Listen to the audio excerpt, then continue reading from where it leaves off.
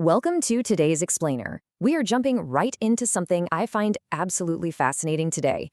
We're unpacking an academic review of Melise Ruthven's widely read book, Islam: A Very Short Introduction. The whole goal here? To peel back the layers and discover the rich, complex realities of Islam that exist way beyond the mainstream simplifications we're bombarded with every single day. Whether you're a total geopolitics nerd or just genuinely curious about global traditions, getting a grip on these foundations is absolutely essential. Right off the bat, this review hits on a massive problem. The discourse surrounding Islam is so often clouded by stereotypes and reductive narratives. To really understand global history and modern society, we literally cannot settle for catchy, reductive headlines. We have to dig into the actual source texts and the historical frameworks that are actively governing the lives of over 1 billion people right now. To do that properly, we have to start by drawing a very hard line.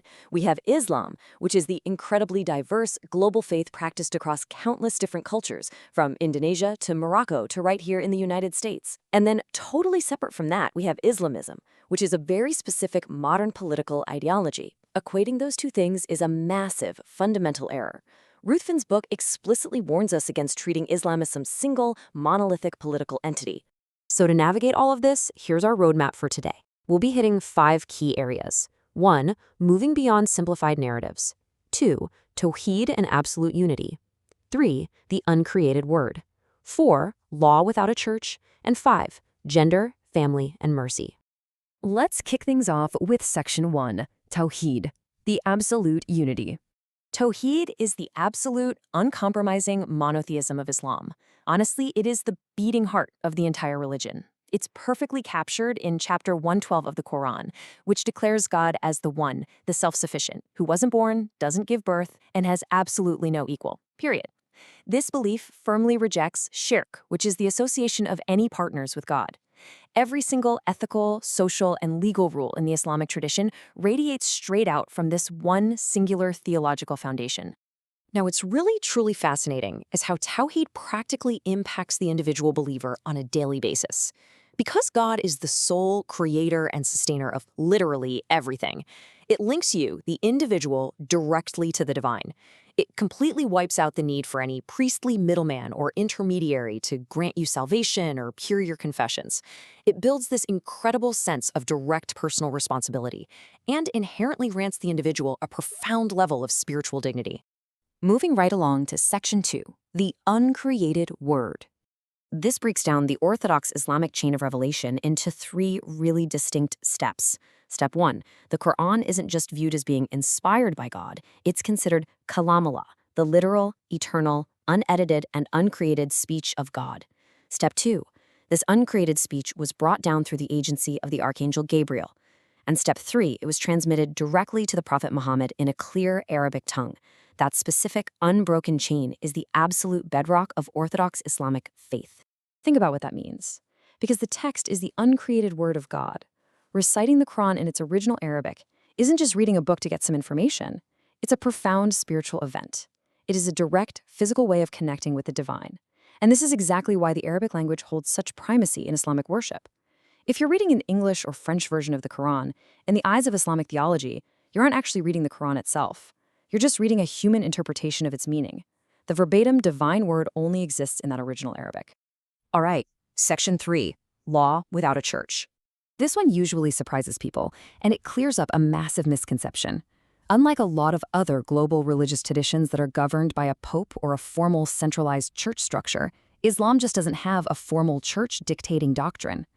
Instead, Islamic doctrine and Sharia law historically developed entirely from the ground up.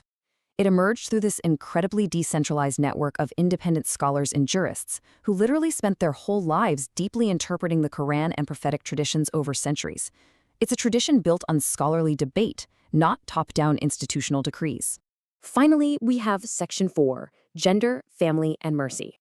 When exploring family and gender, Ruthven points out in his book that historically, men were granted a degree of legal authority within the family. But, and the academic reviewer makes a brilliant point here, if we just read this and stop, we're relying on a shockingly superficial reading.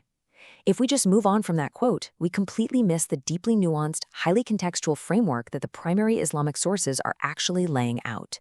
Yes, the Quran does mention a concept called kiwama, which often gets broadly translated as authority or guardianship. But when you look at the deeper scholarly analysis, you realize this isn't about some inherent blanket male superiority over women. Not at all.